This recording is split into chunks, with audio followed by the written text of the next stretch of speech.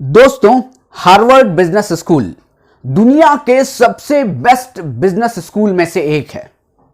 1979 में वहां पर एक स्टडी की गई। आप कहेंगे 1979 लगभग 45 साल पहले, उस स्टडी का आज क्या सिग्निफिकेंस है? आज जमाना कुछ और है, उस समय जमाना कुछ और था। लेकिन जितनी सिग्निफिकेंस उस स्टडी की 1979 में थी, आज भी उतनी ही सिग्निफिकेंस है और आने वाले 50 साल के बाद भी उतनी ही सिग्निफिकेंस रहने वाली है। उस समय 1979 में हार्वर्ड बिजनेस स्कूल के एमबीए स्टूडेंट पर एक सर्वे किया गया। उन एमबीए स्टूडेंट से पूछा गया कि क्या आपके पास अपने कॉलेज से निकलने के बाद कोई आपके फ्यूचर गोल्स हैं, और क्या आपने उन फ्यूचर गोल्स को अपनी डायरी में या कहीं भी लिख कर रखा हुआ है, और आपकी उन गोल्स को पूरा करने की प्लानिंग क्या है। उनमें से 3% लोग ऐसे थे जो एमबीए स्टूडेंट जिनके पास अपने गोल्स लिखे हुए थे और जिनके पास उन गोल्स को पूरा करने की कुछ प्लानिंग थी। 13% लोग ऐसे थे जिनके पास गोल तो थे, लेकिन उनके गोल उनके दिमाग में थे। उनको पता था कि उनको क्या करना है, लेकिन उन्होंने अपने गोल लिखे नहीं थे, और उनकी जो पूरा करने की जो प्लानिंग थी वो भी केवल उनके दिमाग में थी, मतलब कि उनके मन में थी।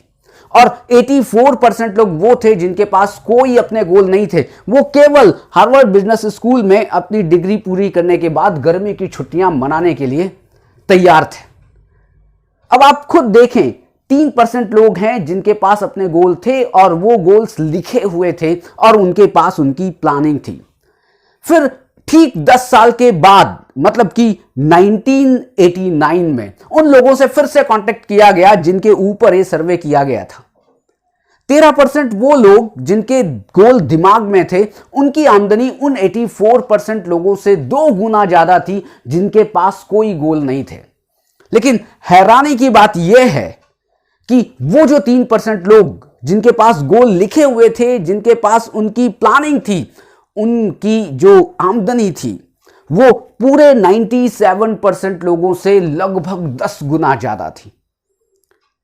अब आप खुद देखें, एक ही बिजनेस स्कूल से एमबीए करने वाले लोग, और वहां पर जो भी एमबीए करने के लिए जाएगा वो कहीं ना कहीं बहुत अच्छा स्टूडेंट होगा, तभी वो हार्वर्ड बिजनेस स्कूल में एमबीए करने के लिए गया होगा। अब आप केवल फर्क देखें, फर्क केवल और केवल एक ही है, और वो एक फर्क यह है कि जिन लोगों के पास अपने गोल्स होते हैं, जिन लोगों के पास अपने गोल्स लिखे हुए होते हैं और जिनके पास पूरी प्लानिंग होती है, मतलब कि गोल क्लियर है कि मुझे करना क्या है, केवल वही लोग उन 3% लोगों में आ सकते हैं। और वो जो 13% लोग जिनके पास गोल थे, जो दिमाग में थे, उनकी आमदनी 2 गुनी थी।